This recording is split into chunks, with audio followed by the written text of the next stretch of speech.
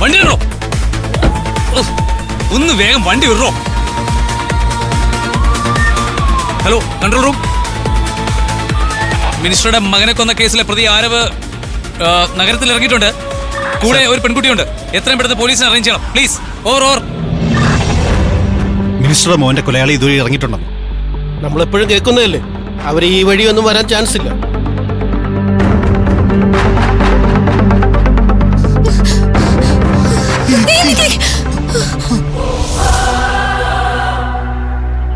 അവരല്ലേ?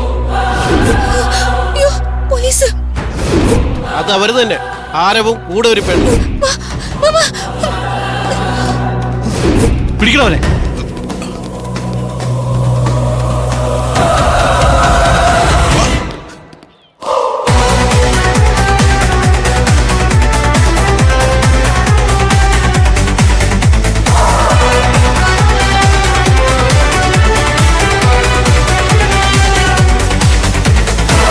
ഓടി വാടോ.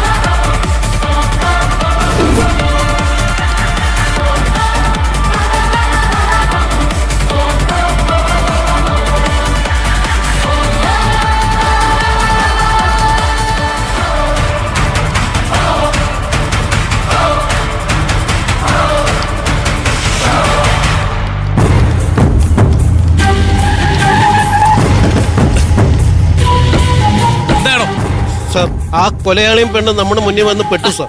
എന്നിട്ട് അവരെവിടെ? ദേ ആ വഴി രക്ഷപ്പെട്ടു. വണ്ടിയിലൂടെ താൻ പുറകെ.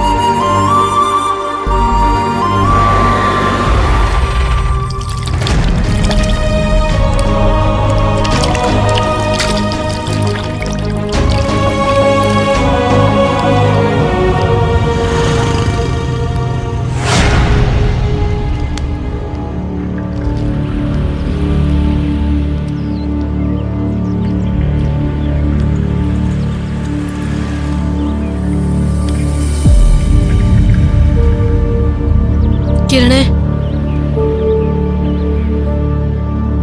ആരവിനെ അനുവിനെ കണ്ടെത്താനുള്ള അന്വേഷണം നീ ഇവിടെ അവസാനിപ്പിക്കുകയാണോ? അവരെ നമ്മൾ എവിടെ പോയി കണ്ടെത്തും? എനിക്കൊരു സ്ഥലം പറയാൻ കഴിയുന്നില്ല. നിങ്ങൾക്ക് പറയാൻ പറ്റുമെങ്കിൽ പറ. ആരവിന് സുരക്ഷിതമായിട്ട് ജീവിക്കാൻ പറ്റുന്ന ഒരു സ്ഥലത്തേക്കല്ലേ അവൾ അവനെ കൊണ്ടുപോയത്. അനു കത്തിലെഴുതിയേക്കുന്ന അങ്ങനല്ലേ? അത് ഏത് സ്ഥലമാണെന്ന് ഞാൻ എത്ര ആലോചിച്ചിട്ടും എനിക്ക് മനസ്സിലാവുന്നില്ല. ഇത്രയും വർഷത്തിനിടയില് നമുക്ക് ആർക്കും അറിയാത്ത ഏത് സ്ഥലമാ അനുവിന് മാത്രം സുരക്ഷിതമായിട്ട് തോന്നിയത്? അവക്ക് പരിചയമുള്ളതും ബന്ധമുള്ളതുമായ പല സ്ഥലങ്ങളും നമുക്കും അറിയാം. പക്ഷേ ആ സ്ഥലങ്ങളിൽ ആരവിനെ പോലെ പോലീസ് തെരയുന്ന ഒരു പ്രതിയും കൊണ്ട് പോവാനുള്ള ധൈര്യം അവക്കുണ്ടോ? ഇടി, ആ ധൈര്യം അവൾക്ക് ഇല്ല.